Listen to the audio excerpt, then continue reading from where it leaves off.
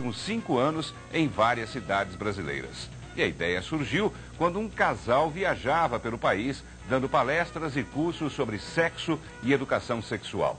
E é com esse casal que vamos conversar daqui a pouco. Ela, Marisley Espíndola, professora de educação sexual. Boa tarde, professora. Boa tarde, Paulo.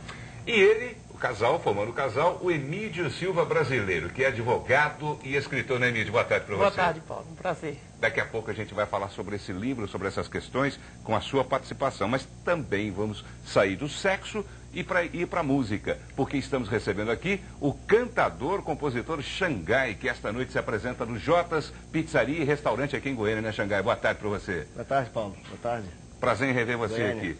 E o telespectador pode participar, então, dessas duas entrevistas que a gente vai fazer no programa de hoje. Nosso telefone 291-2332.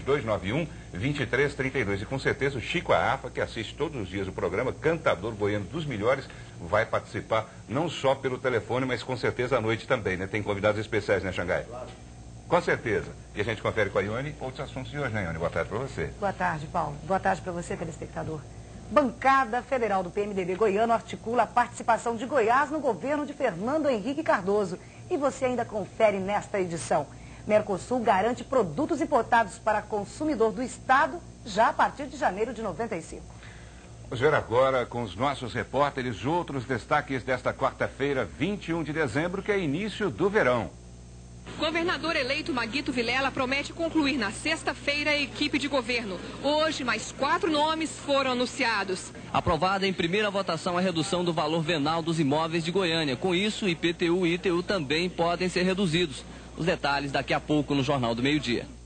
A bronca do povo. Moradores do setor Alphaville, em Goiânia, estão pedindo asfalto. E o protesto, o pedido, é da Nora Ney Soares Buzaim. Vamos ver.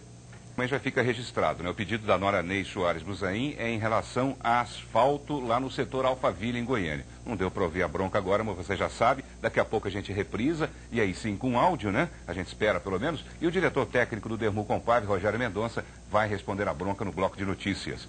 E depois dos comerciais, uma pesquisa sobre sexo e a música de Xangai. Jornal do Meio-Dia, TV Serra Dourada, jornalismo de verdade. Professora de Educação Sexual, Marisley Espíndola, e o marido dela, o Emídio Silva Brasileiro, que é escritor, advogado, estão lançando um livro sobre questões sexuais, né? Perguntas e respostas. E também está aqui o cantador e compositor Xangai, que se apresenta hoje no Jotas Restaurante e Pizzaria, apenas hoje. Xangai, curioso pelo assunto, não? Isso desperta a sua curiosidade, querer saber quais são as perguntas mais frequentes em relação a sexo? É um assunto bastante interessante. Eu não posso dizer que seja um expert, mas conversávamos há pouco, antes de iniciar o programa, sobre, quer dizer, o falcão é uma ave rapineira, também é da linha do gavião. E lá em casa, eu nasci na roça, lá na Bahia, e a gente tinha um cuidado muito grande com a pintaiada, que os gaviões gostavam muito de andar carregando os pintos, pegando os pintos. O falcão também é assim, professor? Ele está brincando porque o nome do professor também tem falcão, né? Sobre brasileiro. Teria sido essa a origem do seu interesse pelo assunto, professor? Eu sempre digo que falcão brasileiro não voa tão rápido, viu? Vamos saber então da Marisley. Marisley, como é que surgiu essa ideia? Vocês estavam passeando, quer dizer, viajando pelo país, fazendo palestras sobre essa questão de sexo, educação sexual. Por que se interessar em fazer um livro? Realmente o brasileiro sabe pouco sobre sexo. Pratica muito, mas sabe pouco, teoricamente. Paulo, essas viagens que nós fazíamos, nós fazíamos palestras sobre vários outros temas, vários outros assuntos. Mas certa vez surgiu uma palestra num auditório grande sobre esse assunto. Vimos que eram imensas as dúvidas das pessoas sobre sexo. E nós resolvemos expandir isso. Colhemos as dúvidas de Goiás, depois fomos a São Paulo, depois ao Rio, em Minas, e por fim nós acabamos colhendo as dúvidas do país inteiro. E depois de colhermos as dúvidas, nós percebemos, bom, é preciso encontrar as respostas para essas dúvidas. Buscamos livros, pesquisamos mais de 300 livros e acreditamos que, de uma análise que nós fizemos, surgiram também respostas nossas, né, minhas e de Emídio, sobre essas dúvidas. Então, isso resultou mais ou menos 3.000 perguntas que se transformaram em 1.500. Com isso, mais de 5.000 pessoas foram entrevistadas. Assim, surgiu o livro Sexo, Problemas e Soluções, realmente com problemas e soluções. Agora, essas perguntas, esse livro, ele é voltado, ele é baseado em dúvidas de que nível de pessoa? Você pode responder, Emílio?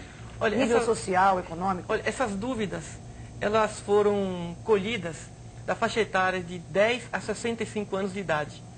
Então, nós fizemos uma enquete em todo o Brasil, né? E com todos os níveis culturais, inclusive com pessoas que não têm qualquer tipo de conhecimento, analfabetas, né? Então, nós fizemos um trabalho geral para que a amostragem não ficasse viciada, né?